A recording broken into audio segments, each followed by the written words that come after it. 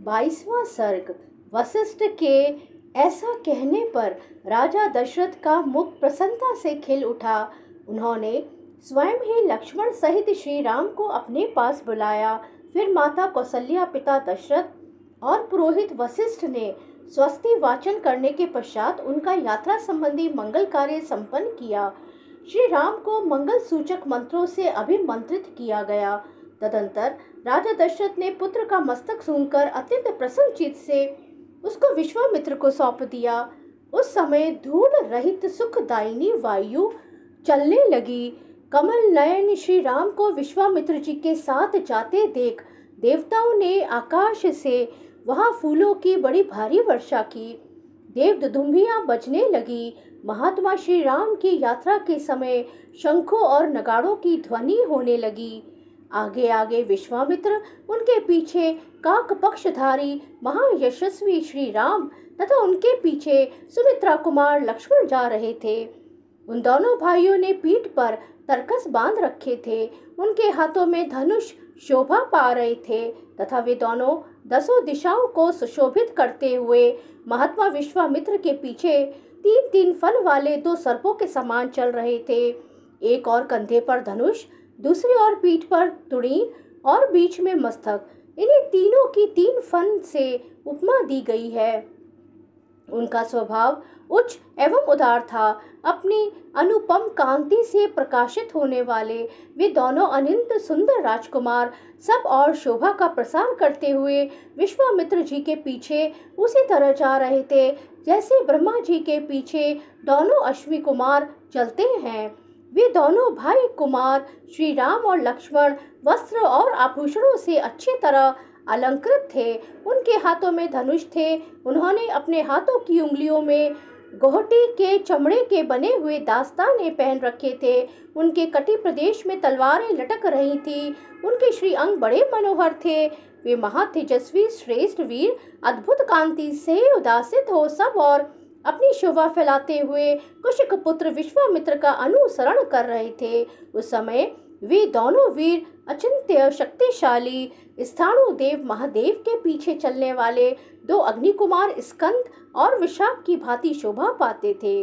अयोध्या से 1.5 योजन दूर जाकर सरयू के दक्षिण तट पर विश्वामित्र ने मधुर वाणी में राम को संबोधित किया और कहा, वत्स राम, अब सरयू के जल से आचमन करो।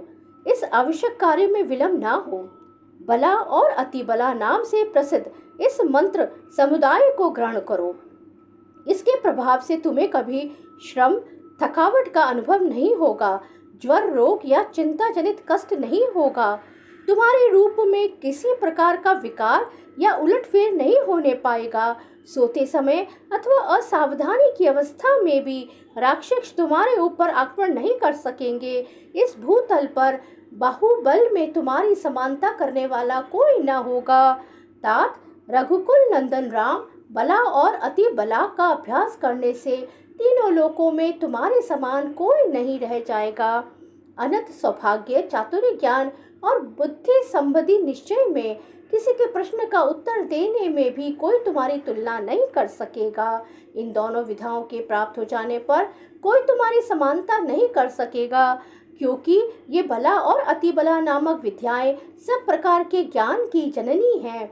नर श्रेष्ठ श्री राम, तात रघुनंदन, बला और अति बला का अभ्यास कर लेने पर तुम्हें भूख प्यास का भी कष्ट नहीं होगा।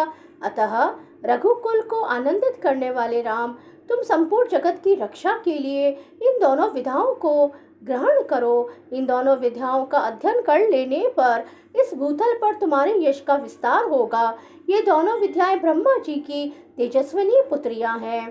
कुकुस्त नंदन, मैंने इन दोनों को तुम्हें देने का विचार किया है। राजकुमार, तुम्हें इनके योग्य पात्र हो। यद्यपि तुम में इस विद्या को प्राप्त करने योग्य बहुत से गुण हैं अथवा सभी उत्तम गुण विद्वान हैं, इसमें संशय नहीं है। तथापि मैंने तपोबल से इनका अर्जन किया है। अतः मेरी तपस्या से परिपूर्ण होकर ये तुम्हारे लिए बहुरूपिणी होंगी, अनेक प्रकार के फल प्रदान करेंगी। तब श्री राम आचमन करके पवित्र हो गए। उनका मुख प्रसन्नता से खिल उठा। उन्होंने उन शुद्ध अंतःकरण वाले महर्षि से वे दोनों विद्याएं ग्रहण की। विद्या से संपन्न होकर भयंकर पराक्रमी श्री राम शस्त्रों किरणों से युक्त शरतकालीन भगवान सूर्य के समान शोभा पाने लगे। तत्पश्चात श्री राम ने विश्वामित्र जी की सारी गुरुजनों ने चित्त सेवाएं करके हर्ष का अनुभव किया। फिर वे तीनों वहां सरयू के तट पर रात में सुखपूर्वक रहे। राजा दशरथ के वे दोनों श्रेष्ठ राजकुमार उस समय वहां तृण की शैया पर, जो उनके योग्य नहीं थी, सोए थे। महर्षि विश्वामित्र अपनी वाणी द्वारा उन दोनों के प्रति लाड़ प्यार प्रकट कर रहे थे। इससे उन्हें वह रात बड़ी सुखमय सी प्रतीत हुई। इस प्रकार श्री वाल्मीकि निर्मित आर्ष रामायण आदि काव्य के बालकांड में 22वां सर्ग पूरा हुआ।